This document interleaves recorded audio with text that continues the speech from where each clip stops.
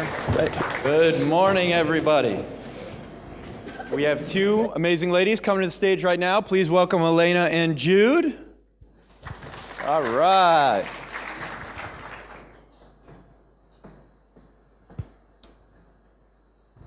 So today we're supposed to talk about women in tech and how you succeed in tech, ladies. So Jude and I have spent a little bit of time together outside of the panel, and I guess the first thing I'd like to talk about is a little bit about both your backgrounds, particularly in childhood. What was it in childhood that made you see things differently than a lot of your friends? Because what I've actually found, being somebody who sits on the board of a couple organizations and advisory boards for women and promoting high-growth women startups, is there's actually a really big correlation between childhood and some of the things that women do and how they eventually supersede the barriers that sometimes can get in the way. Jude, go ahead. Well, yeah, from some of the things that we spoke about, so when I was a kid, I was a super geek. Very, very geeky. So gaming has always been a big part of my life. I used to play games with my family on the Spectrum and Commodore 64. So games always fascinated me from a very, very young age. And when I was younger, I used to build my own games, not digitally, but physically, through just using any old junk I could find in the house. I think because of that, I was trying to create another world for myself, another playful world. And a lot of my friends when I was growing up, especially from when I was 5, 6 years old, were boys, probably because I was into gaming and was such a geek. So I think that has influenced where I am today and what I do. What do you do today? So, good question. So I have a startup called Playmob, which I founded a few years ago. And it's a platform which connects games to charities. So as people play games, they fundraise at the same time. And this could be used in gaming or outside of gaming by using game mechanics linked to content. So my background was in building games for training and education. So I wanted to use my skills to be able to build games or game mechanics that would ultimately make the world a better place. Elena? Well, back in school, I was always busy. That's all I can say, probably. When I turned out to be 7, I told my mom that I want to be a dancer, for sure. So she has to take me to school, and I've been a professional gymnast for probably 7 years. So I studied literature, finance, photography. I don't know. I tried always to combine both, both sides of the life, the humanitarian side of life and more something more down to earth, which is finance. And I guess that's the combination that brought me to the place where I am. But I always felt this inner calling, and you always try to, I think it comes down to your creative energy, and you want to express yourself in a certain way. And I guess from early on, I felt that this certain need for an expression, and that it took different routes in my life, with the dancing, or it wasn't only that in school, but it was more a creative outlet. I don't know. Yeah. So dancing was a creative outlet for you. Games was a creative outlet for you, right? Yeah. Very early on in your lives. What was it when you both made the decision to be a part of a startup? Walk us through your thought process. Walk us through how you decided to get into the startup game. And were there things that you thought about? Did gender even ever come up when you thought about getting into startups in the first place? And if it did, why? If it didn't, why? So for me, the first startup that I worked with was a gaming startup, a small company in Scotland that were building games for training and education. And the thought process before I got involved with them, I was at university, I was studying marketing, and I had to write a dissertation. And one of our tasks was to go out and find a company to base your dissertation on. And I didn't want to just go to a big corporate. My perception of that was I would be so low down the ranking, I would be making tea for everybody and I wouldn't learn anything. So I wanted to do something a bit more meaningful, purposeful for me and for my project. So I went in our university, this was about year 2000, 2001, there was an area called embryonics, which basically incubated startups, and it was quite ahead of its time. And in there, people were who were interested in entrepreneurship could go and learn about starting a business and do an entrepreneurship course at the same time and get mentoring. So I found a couple of guys who were building games who were from the technical side, and they were needing somebody on the business and marketing side. So it was a real opportunity for me to get stuck in and help problem solve. So they had great ideas and great tech, but they didn't know how to execute. So for me to get involved in a startup, I didn't really think about the risks, and it wasn't really I think the decision was that I didn't want to work for a big company, and I wanted to get my hands dirty and learn more. So that was now 13 years ago. And then startups has always been a part of my life. Real quick before we go to Elena, was the team that you joined, was it all men? The majority. So when I first joined, there was 2 male founders, and then we had our mentors and the other developers that we brought into the team were men, and then we had a psychologist join the team who was female. So there was the team grew to about 10 by the time I'd left, and there was 2 females, 8 men. And did that ever come up? Did you look at them or did they look at you? Did gender ever come up? Did you look at, oh, there's 2 male founders, they're not going to understand me and what I am passionate about doing? Was that ever something that even came up in your mind? No, because I think there was, I was kind of used to hanging out with boys from a young age, so I didn't kind of look at them differently, and I think there was a mutual respect there where, I had never coded or built anything technical. I understood enough of it to understand what they were doing, but I didn't know how they did it. And on the business and marketing side, that wasn't their world. So there was this mutual respect where we knew that if we can combine forces, we can do something great. So we didn't ever, look at gender as it was never an issue. It was just, we've got the right skills and let's get together to make something happen. Elena, your story of how you got into startups. Trying to get it short. Well, long story short, I had few of my own companies before I actually moved to a startup. It was certainly not as large on the scale, but I was at the point where I felt maybe I should go get an MBA. And actually, I was introduced to a great person who then turned out to be an advisor for me.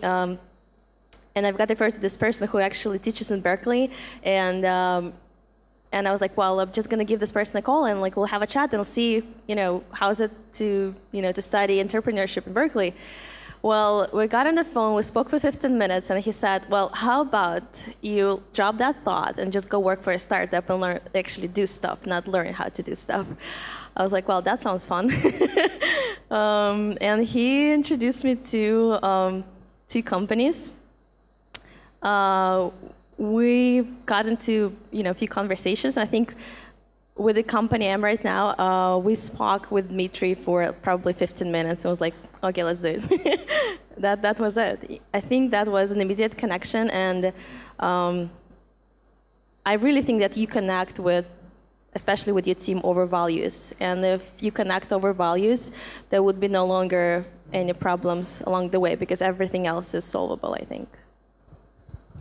Jude, when you raised money, I think primarily from all-female investors, correct? Was it based around, how did you go through that process? Talk a little bit about that process and also about the values. Was there a values match? How did that all come to be? Well, our first major angel investor was female. So she had a background in running agencies. She ran an agency and had an exit about 5 years before that. And then she was looking to set up a portfolio of investments. So we were introduced through a mutual contact who we met up and had coffee together, and we hit it off straight away. So we sat for hours and chatted, and a week later she said that she'd like to invest, and she's very one of the things we were speaking about was that the female investors that we have they're there if I need them, and I've got one more that's more hands-on. Whereas this first angel investor, she wouldn't necessarily go out and promote herself as an angel investor, and I think that's how she's found most of her investments. And she's there if I need her, and there has been a couple of times I've been able to pick up the phone, and she's been, an amazing help for me. But at the same time, we also had a male investor invest. So we've got more male investors right now than female. We've got 3 female investors, but we actually have a fund, well, 2 funds actually, that one is very focused on supporting female founders. So about 70% of their portfolio are female founders, which I think I mentioned this to you as well, but one of the most interesting kind of training away days that I had was one of our funds organised a founder training day, a couple of days, and 80% of the room were female, and it was completely. We were all the ladies in the room actually just said, this is so different because we're not used to it. But yeah, does that answer your question? Sure, there's no right answer. Elena, what's been your experience when it comes to dealing with the investment community and your role in the company? I don't know, I had really great experience, and I think, gender matters in any way, like at least not in my experience. Values, that's it. I mean, that's all I can say. You connect with people, you have a conversation, you share your vision, and if you connect and you see that you're able to deliver the vision, or you're able to communicate the vision to a certain extent, and investors or anybody else who hear you talking can actually relate, and they inspired by that, I think there is no gender involved. It doesn't matter. It's all about the vision and the product rather than being a man or being a woman, in my opinion. Yeah, I think that's a great point. I mean, I think it's kind of awkward when you pick out the female investors, because the men who've invested as well have been equally as important and helpful. So it's down to the same point. It doesn't come down to gender, but the values and sharing the same values to try and reach the big, hairy, audacious goal that we're all trying to reach. Because we have some male investors who have been absolutely fantastic, phenomenal, and I wouldn't want anybody to invest in me or in the business based on me being female. I would much rather they invested purely on the basis that it's a great company, it's a great team, and we've got an amazing vision. But the funny thing is that some people are introduced to me thinking that Jude is a man, because Jude can be a man's name as well. So I embrace that. It's interesting, right? When you look at history, if you look at race, social class, you look at the quotas that anywhere in the world that have tried to be put in place to do the right thing, usually they backfire. And so, the challenge that I've seen around the world is, even in panels like this, when you point out women for the sake of just being female, it actually does the opposite of what the intended consequence actually is. Yeah. Have both of you had any experience in that realm? Elena? No. I don't know, just probably from my childhood, I trained with guys, and I actually was born in Russia, and it's like you grow out being surrounded by boys and girls, and you just grow in this environment, and it doesn't really matter. And I like to compete, I'm very competitive, and I've trained professionally for sports and stuff, so it never was matter, a gender to me. I know that wherever you put your mind to it, you can accomplish it. It doesn't really matter, man and female. I think it's a little bit overhyped right now, and it's a trend. Women in tech has a trend. Women investor. Now, I've just heard I live in New York, and there are a few investment funds that like to have a few women because it's trendy, and I think it's more PR than being a real thing. So that's just my opinion, I think. Yeah. What's been both of your experience why there are less women in the room in a lot of respects in tech? Is there things that either of you have seen for the reason why there aren't as many women in the pitch room or whatever the heck it is at some point? I know I have my opinions on it, but I'd love to hear if you two have any opinions on it.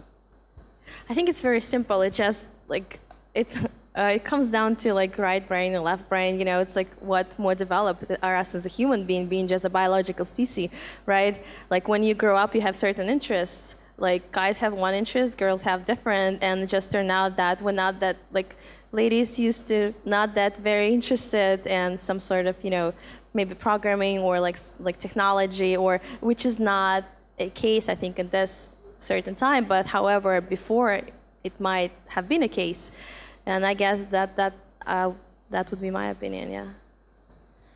Yeah, I mean, I think for your two questions, you know, are we putting things on a pedestal, making it an issue, and having the opposite effects, and why are there not as many women in the room? On that last question, I think I think it comes down to simply. I mean, I'll use an example. So I've got, there's an amazing woman who works with me, very entrepreneurial. She has two small boys. She's got two twins and they're very young. Her husband's an entrepreneur. And very rarely, you know, there's been a lot of events that we've been able to participate in the evenings, and she's got to plan ahead because she's got to be home to look after the boys. And her husband will go out to the events. So I think it very much still is, you know, women are, you know, having to get home to look after the children. They've got the commitments at home as well, and trying to juggle the two is quite difficult. Now, I think the lovely thing about that couple is they're trying to take it in turns, so she has more time to get to events, and then he can go home to look after the children. But you know, it's just a natural thing. You know, women will go through having children and having to look after children from a young age, so that kind of takes us out of being able to get to a lot of networking events or events. Or travel as much as well. If you've got kids, it's going to be difficult. I mean, I don't have kids, but I know I've got a couple of entrepreneurial friends who are female who have got kids, and I see what they've got to do to juggle. And you've either got to be massively determined and super organised to do that and willing to make that commitment, or it's really, really hard. And that's kind of what I've seen from the outset. And in terms of if we're, you know, are we making things an issue? I think there's 2 points on that. I think it's a big discussion right now because, you know, it would be fantastic to have more women in tech and starting businesses, and we're seeing more and more of that happening. And I think with panels like this, you know, something that we were talking about earlier is I think it's opening up a discussion to allow women who maybe haven't been in tech or are thinking about having their own businesses, and giving them kind of content and a space to learn more and meet other people to find out more. So in a way, it kind of helps highlight where you could find out information, and almost kind of like, you know, if there was just a title that said, you know, learn about tech, or, you know, learn about women in tech, you're probably going to get more women coming along, especially if they haven't been in the industry. So I think in a way it's good because it will, you know, raise the profile, but I think it has to be done right as well, or you will face a backlash if we're just looking at numbers. With regard to women who have a different upbringing than both of you, right? And I've seen this trend pretty much universally in some way, shape, or form. Women who just get into the startup scene and who don't see gender in one way or another. There's always something in their background where they were an athlete or they were doing something already where, you know, they were exposed to men, right? I was exposed to women very, very early as well. So to me, it's just you're an entrepreneur. I don't see a man or a woman, it's just you're an entrepreneur. Obviously, there's a lot of people who that's not the case, right? Where there's a lot of women who, at a young age, they stick around with their girlfriends and that's it.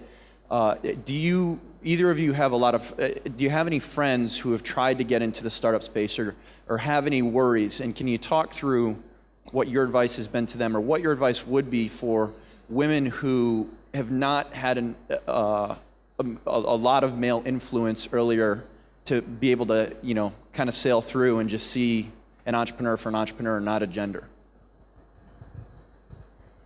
I know that's a pretty big question, but it's a great question, I think, and it expands a little bit beyond than texting only just being a woman to be an entrepreneur, I think. And I can relate actually to what you said a little bit earlier, because I completely admire actually women who raise kids, have a family, you know, married, and they run companies. That's completely, it's such an admirable case for me? Well, there are a few friends of mine who not exactly trying to get in tech, but just trying to start their own companies or any venture. And I think what actually helps me, because I was a teacher, I actually taught in school. I taught kids like 7 years, and I like 21, and I worked a lot with kids, and I think I just project the same behavior when anybody else I work with or I train, or it's like already coaching, and like that's exactly what you do. You just say, if you feel you have this creative energy, you would like to invest it, and you know what would you like to invest it, you're so incredibly lucky and happy in life, and you can't just give it up. You can't give it up, this gift. You should move forward. And if you are afraid to, don't feel comfortable to step up and go out, expose yourself to the male-dominated market, or if you even need to, you can surround yourself with a group of support. Join networks there are a lot of networks with women in tech and like any other industry. Go join those networks, get yourself a support group, and then take a different, new leap of faith, right? Just, it's step by step. That's how you make the whole journey. You don't have to, think about what's going to happen 5 years ahead. Yeah, you need to have a plan, but just have a plan, but don't be afraid of it. Just take a little step at a time, one step at a time, and that would be your journey, I think. Yeah, I think what I've seen is it's fear and knowing where to start. So, I've heard people kind of come to me to say, I've got this great idea, what do I do? And, the typical answer is just do it. Follow your heart. But then it's the, well, what ifs? Come into it as well. Well, what if it doesn't work? Or what if I don't have enough money to pay my bills at the end of the month? Or, there's a whole bunch of questions that follow through. So I think when they start thinking about the detail of it, I guess I kind of walked into things quite naively, but in a way that was quite a good thing. But I think, if you overthink it as well, which I think is a problem as well, then it could stop you from doing the things you want to do. And I guess what I've seen as well is some, amazing friends who have business ideas, but they, it's the thought of not having a salary at the end of the month, I think, scares them. So it's that security that, what if it all goes wrong? What do I do with my life then? And it's I guess, we're slightly different because we've, you just kind of go for it, as an entrepreneur. But in terms of thinking about it from other people's perspectives, I guess it's frustrating for us because we go, well, just do it. It's okay. And if it fails, and you'll learn from that, and you'll do something else amazing. But trying to explain that or get your friends to do that is really tough. And I think another thing, never be afraid to ask for help or support, because that's, I guess, you feel like you need to project a strong image, and you're afraid to be vulnerable, to show that you actually don't know something, or not exactly sure how to go about certain things.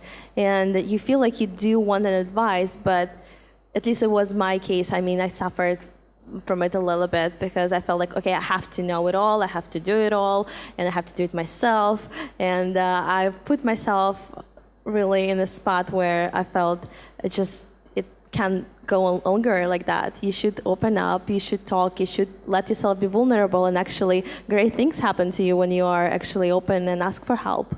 And that's what was my revelation at some point. Yeah, it's very clear that man or woman, right? We're humans, and humans and folks in the audience, I call it the double W, right? We're predisposed to wait and worry. We wait for somebody to show us the path. Yeah. We always have something to worry about. There's always an excuse, right? And I'm curious from both of your points of view, right? What if a woman came to you and said, "I'm fearful," what would you say back? And why would you say what you said?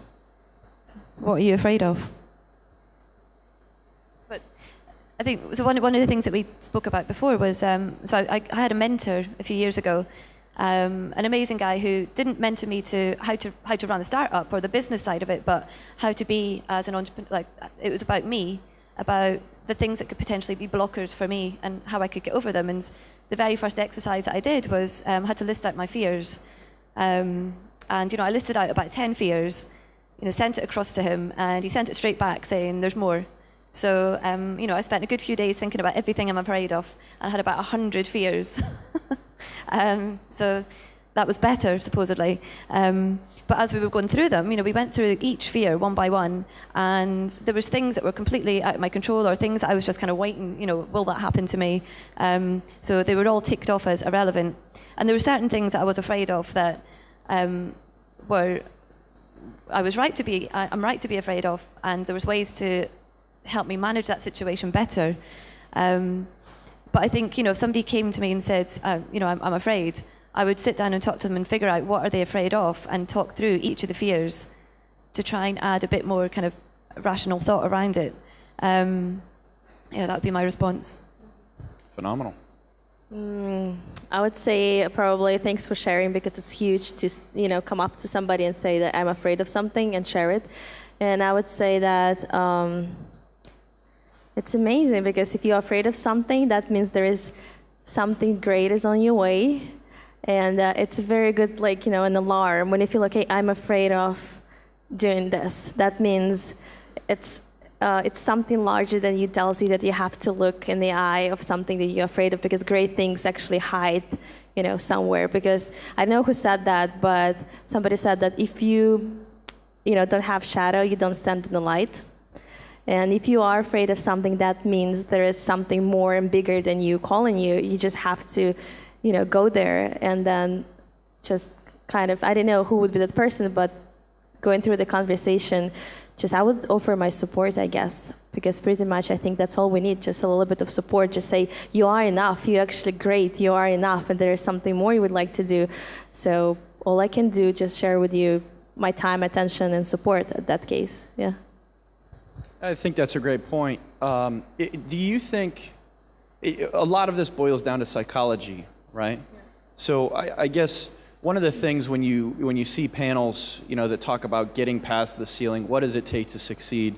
What I'm hearing from both of you, and correct me if I'm wrong, is there's no secret, there's no real path. It's more about getting the right person or people around you to support you and being vulnerable. What was that like for both of you? Because I'm assuming at some point you had to do that, or you're still it's an ongoing journey, right? I think. Maybe you're two superhumans that don't? I don't know. No, there were fun stuff. Now I can talk about it freely, but I used to have very long hair, blonde long hair. I cut it short like this, because I felt even though I will pull it up when I will go to meeting just to feel, and actually I didn't wear glasses, I didn't need glasses, I just wear them just to, I wouldn't say even to look smart, to be honest, because this thing is so bright, and I just wear it because it just shines right on my face, and that's why I wear it when I go on stage, but I don't need it. And the hair was a huge thing, because I loved my long hair, and I was like, it was a challenge. I felt like, okay, I'm going to cut it and see how I feel, if anything would change. Nothing changed. It's all inside of you. That's it. It's how you see yourself, how you perceive yourself, how you feel yourself. That comes from within. It's not from outside. Oh, that's brave. I'd never cut off my hair. So in the early days, that's when I met one of the investors who invested in Playmob. He was the mentor that mentored me on my fears, and we looked into things like my childhood and potential blockers for my future, and we got over that very quickly. And so he's a mentor that I've had for years, and would recommend to anybody to find a mentor straight off, because through him I started building up a network through people he was introducing me to, and that started building up my confidence.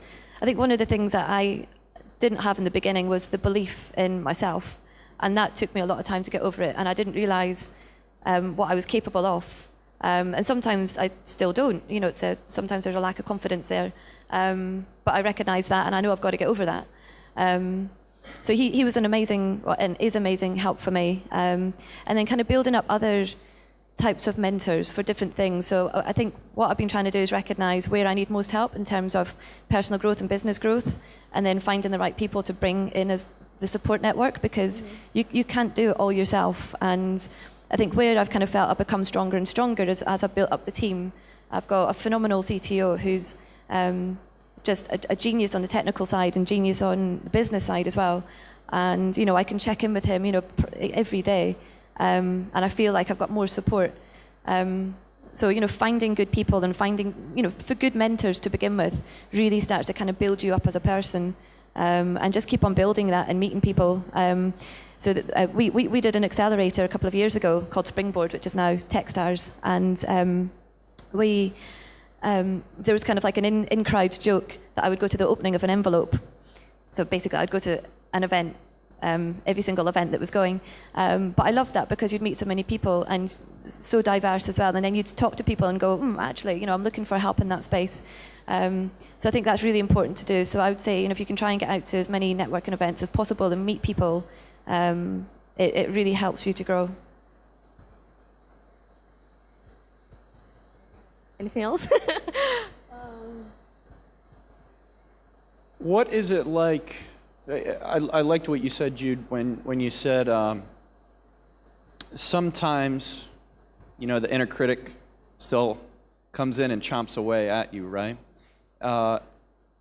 What is it, and I'm assuming this happens no matter what, whether you're just starting out as an entrepreneur and somebody who wants to be funded, build a company, maybe you're just starting, maybe you know nothing about tech.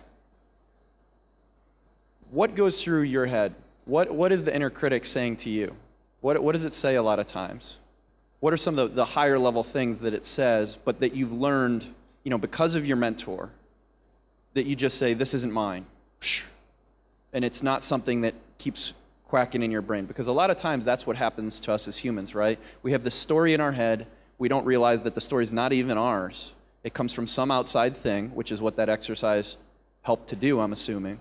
Can you kind of walk us through a little bit of that? Because I think that's something that we can all learn from. Well, I think, when you look at people who are successful, you kind of, my previous thoughts were that they must be superhuman. They can do all this stuff and I'm not as good as them and I'll never get to that point. And it was trying to get me over that point of thinking, I can do this, because each successful person that you see has probably their own mentors, their own support network, and has built that up over time. It didn't just happen overnight. So I think that was one of the things I realized was there was a lot that I had to learn, and it's okay if things go wrong. Just fix them quickly, try to. And also understanding that I can't do everything. So there's certain things I know that I'm awful at, and I know that it's bad for me and bad for the business if I even try to go do those things. And it was I think the key thing that I learned is finding people that are better at those things than you are, and getting them in quickly to help you. So, and it's really just trying not to be so hard on yourself. If there are things that you can't do, is to not think that you're a failure because you can't do them, because that's why you need other people to help you. You can't do everything, and focusing on the things that you are really, really good at and doing more of that. So I love pitching. I love going out and meeting clients. I love researching the companies that we work for, and I love doing that. That is my strength. As a background in marketing. So I just try and do more of that. So I do more of the things I know I'm really good at, and there's certain things that maybe I'm not so good at that I need to be involved in. But I work with the experts in that space to understand what it is we do and what we have to do, and what are our KPIs for those specific areas. So I think, and that's a whole learning process in itself, is just not beating yourself up. Just being aware of what you're good at, what you're not so good at, and finding the people that can help you. What was the question again? No. How do you get past barriers? No matter where they are, whether you're just starting up, whether you're about to raise funding. Mm-hmm. How do you push the inner critic away? What are your strategies that you use so that you don't fall victim to the stories? I really think that you need to work on it every day. It's not only about entrepreneurship, it's about everyday life. You tend to criticize yourself always, and a lot of people criticizing you, at least giving you feedback. Just be open and embrace it, and take anything that comes to you with gratitude. I meditate a lot. That's all I do. If I feel like I'm not in a good spot or I feel anxious, life is a meditation. It has to be. It's a flow, and when I feel it's out of rhythm, I just try to get back to it. I didn't make any decisions if I'm not. I try to go into any communication process, to any interaction with people or products or anything from the place of wholeness. When I didn't feel that I'm in a position where I'm calm and confident, I just won't go out. And I get back and I calm myself down. I just meditate, or I exercise, or, everybody has the tricks of the trade, how they reconnect with the energy, how they replenish themselves. You should do it you should do it a lot. Anyone should do it. Yeah. So just one more thing to add. I think speaking to your peers as well, so speaking to other entrepreneurs at various stages as well. So people who are serial entrepreneurs, people who are running companies at the same stage as you, people who are on the startup phase, because I've kind of found that talking to entrepreneurs at all different levels, when I go in and mentor at various startup accelerators and incubators, what I find there is when I'm asking questions, I'm actually thinking about my business at the same time. So I'm helping them and I'm helping myself out. And I'm remembering about where I started. And it helps you see how much progress you've made. And sometimes you don't stop to think and appreciate that because you're running so fast. And then when you're talking to entrepreneurs at the same stage as you, you're kind of facing the same issues. So you don't think you're completely crazy. So there might be things that are happening on a day-to-day basis that you're thinking, why is this happening? But then when you talk to other people and they're going through the same thing, then it's okay. And then other people who are serial entrepreneurs, obviously you could learn so much from them because they've been through it time and time again. And I kind of find as well that if you are hitting a wall or if you face a barrier, to go out and talk to other entrepreneurs is the best way to move forward. So I had a recent example where a woman who I know who's had a business before, hugely successful, she didn't have to raise finance for it. And it was profitable in year one. It was a super company. She got in touch. I hadn't seen her for a year, but she got in touch a couple of months ago and said, can we meet for a coffee and can I ask you some advice? And I was thinking, well, what would she want to know from me? But she was fundraising for the first time and didn't know where to start.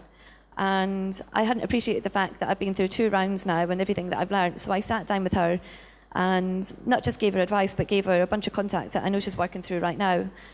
And in a way, I know that helped her out massively. She was saying that she had this idea, and in a way, she just wanted to sense check from other entrepreneurs if she was being crazy or not, and what her opinions were, and how should she go about getting this off the ground. So for her, she'd hit a wall, and she needed some help. So I helped her, but equally back, I got to see the progress that we've made over the past 18 months. So yeah, if you speak to other entrepreneurs, it's such a simple way of getting over things that in your head might seem like a massive barrier. But if I may add to that, but in my certain experience, I think don't overdo it though. Because you can get caught up and just going around and trying to get validation of your idea. Like, do you think it's great? Because I see a lot of people like, I have this idea. Do you think it's great? Do you think it's great? Do you think it's great? And you just try to get this. I think. In my mind, maybe because it was my kind of experience in life, I didn't have too many I certainly read a lot, and I was been exposed to great people, but I always try to concentrate and kind of see what's my own journey, what I am here to do. Not exactly what anybody would tell me, or even suggest me, but I'm absolutely open to feedback and clearly coachable, and I coach myself, but you can get really lost in this realm of ideas, and I think you need to work on filters, how to filter through them. Maybe that's where I am right now. The topic of this panel is, what does it take for a woman to succeed in tech, right? And I think in a lot of ways it's actually a loaded question, because to me that's not framing it the right way. So we got about a minute and a half left. Tell the audience what success looks like to each of you, because that's a very different question. It's not about gender. It's about being a woman who has a vision of what success looks like. What does success look like for each of you, personally and professionally? Wow.